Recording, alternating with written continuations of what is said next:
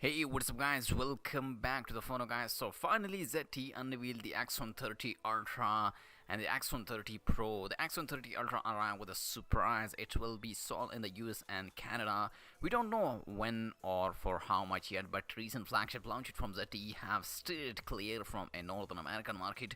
The new model should be available in Europe as other Axon have been. There are two other model, Axon 30 and 30 Pro. Those are not coming in North America. In fact, the vanilla model was barely mentioned than the presentation. Well, we know it's that they have an under display camera. The implementation here is that the other two do not. The Axon 30 Ultra draw attention with a triple 64 megapixel main camera, including 64 megapixel main IMX686 sensor with OIS f1.6 aperture, another 64 megapixel module with a slightly longer lens 35mm f1.9, and a 64 megapixel ultra wide angle shooter 120-degree field of view. The main camera can record video up to 8K at 30 fps.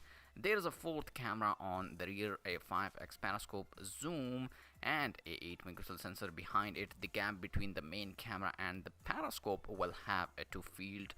By that second 64 megapixel module, its 35mm lens should be around 1.5x magnification over the main lens, and further magnification will be handled by the high resolution sensor. On the front, the punch hole camera makes a comeback, considering the Axon 20 5G was the first in under display camera smartphone. The return to the supposedly outdated tech was unexpected, and it has 16 megapixel sensor down from a 32 megapixel. We guess selfie were not a priority. The display was, however, with a 6.67-inch OLED panel with 144 Hz refresh rate.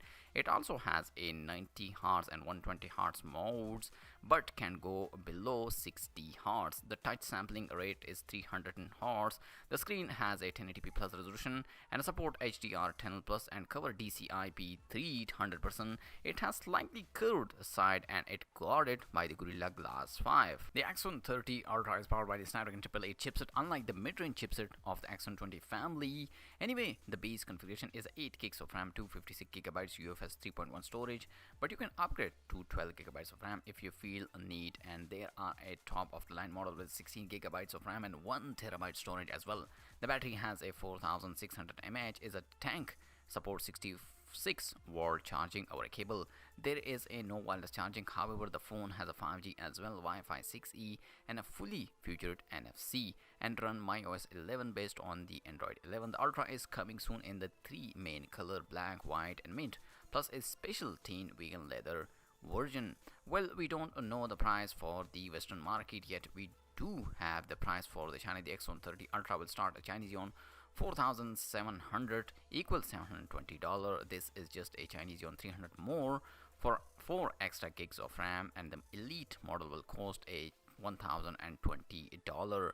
Now talking about the Pro, the ZTE Axon 30 Pro is similar to the Ultra Throck. It dials down the camera and the screen, the 6.67-inch OLED panel, and lift flat, and a now top out a 120 Hz.